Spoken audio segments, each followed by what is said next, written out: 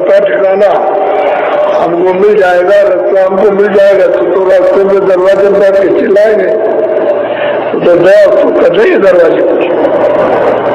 इससे वो मतलब आत्म वेदना को बर्दाश्त नहीं कर सकते। तो ये बड़ा अगूढ़ भेद है। आजकल के जीवन को जाने तो दया करें, कृपा करें तो कुछ समझ में आ गया और किसी ने पा लिया, बाकी लोग नहीं जाते। कितने गए, अरे कितने लोग आए, मनुष्य शरीर को जागृत किया चले गए, ऐसे ही सोचे।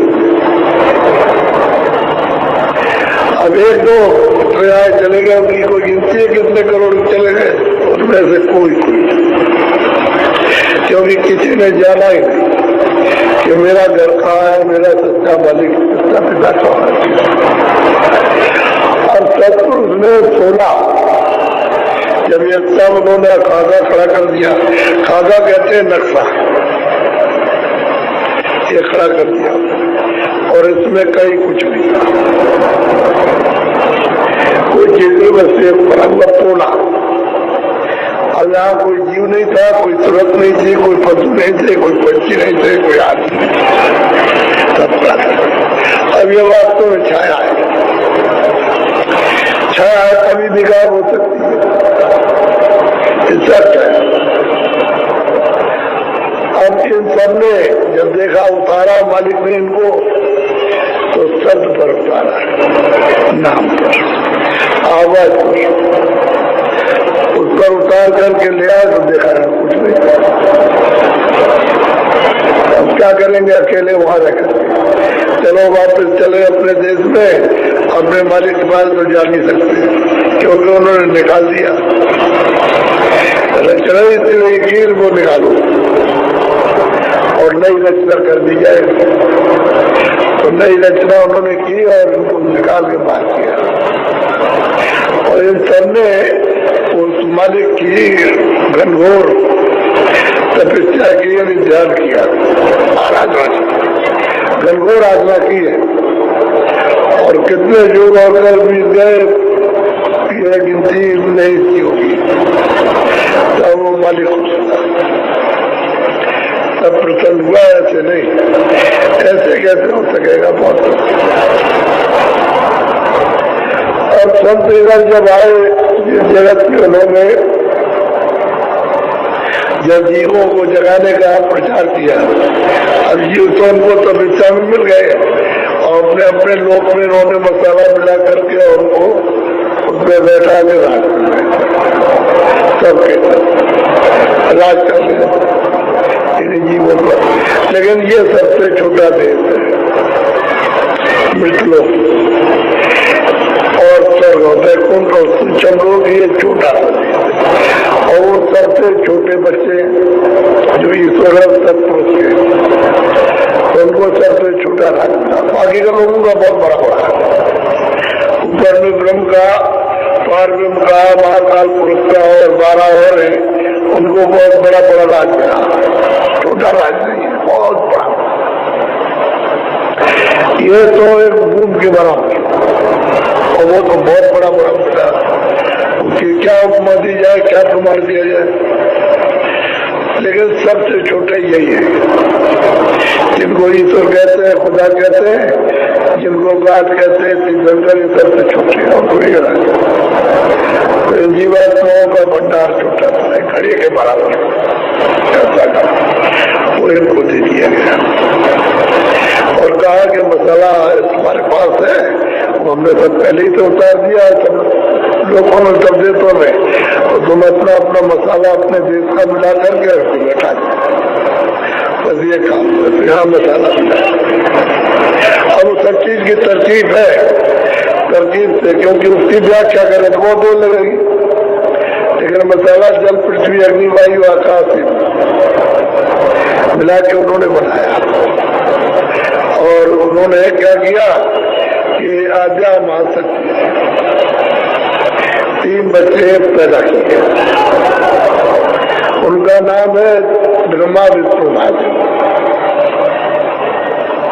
तो तो उन्होंने कहा देखो तुम्हारा काम है घड़ा बनाने का, तुम घड़ा बनाओ। एक से कहा ये घड़ा मसाला मिला के बनाओ, और जब मसाला बना के घड़ा बना दिया तो उन्होंने उस जीवात्मा को उसमें बैठा दिया। जब वो बाहर आई तो उससे कहा इस घड़े की संभाल करो, इसकी संभाल करो, इसको देखो अच्छी तरह, तकलीफ ना हो, इस जीवात्मा को रूप हो, इस सूरत पर तकलीफ ना हो, इसकी संभाल करो। तीसरे वो ये कहा। और जब हमारा मसाला ये पुराना हो जाए तो तीसरे ने कहा कि तुमको इसको फोड़ दो, फोड़ दो।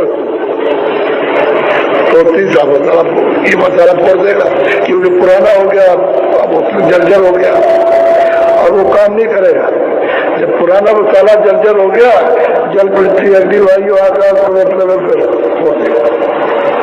तो इन तीनों को काम हो गया। अभी अपना वहां बैठ के काम करते रहे। तो इन्होंने सोचा ईश्वर ने कि भाई ये जो कर रहे हैं, जब नीचे गए और मनुष्य शरीर में हाथ पर उस मसाले में बैठ गए तो ये तो सबों पे छोड़ के जा रहे हैं, क्योंकि जहाँ जीवात्मा को बैठा है वहाँ कोई भी पाप फुल नहीं है, किसी तरह का कोई पर्दा नहीं, रास्ता जैसे आए वैसे होना है।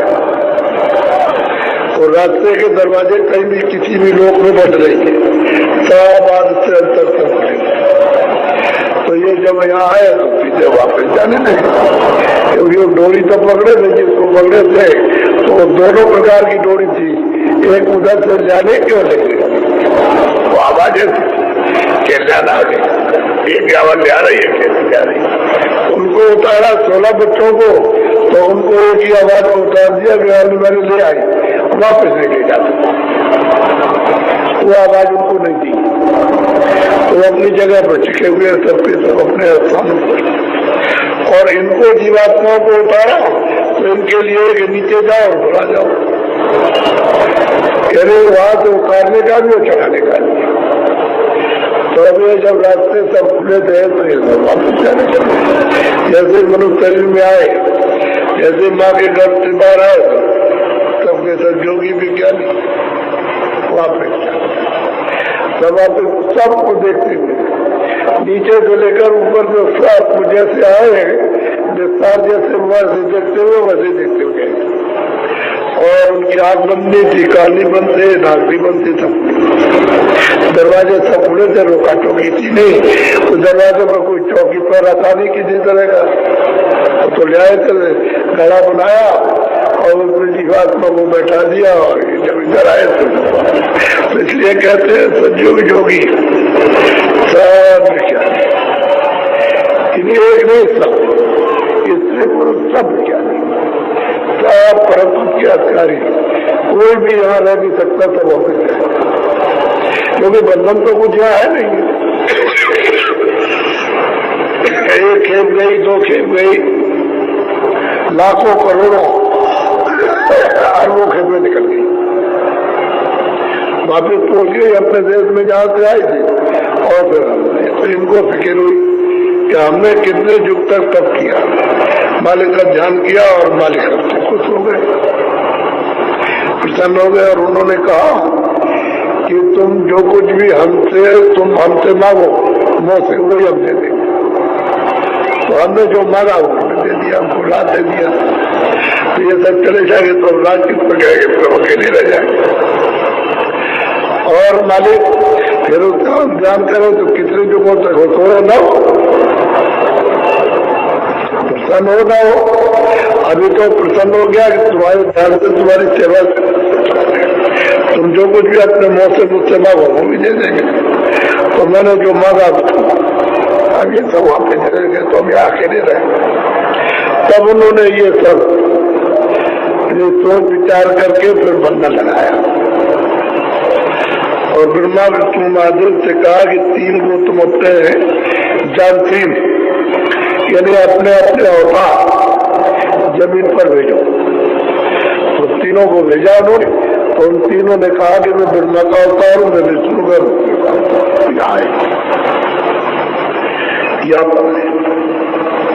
तो तीनों ने कहा कि मैं ब्रह्मा के पास जाता हूँ, मैं विष्णु के बाद मैं तेरे को पैदा उनका दर्शन करूँ, मैं उनका अवतार हूँ, जानती हूँ।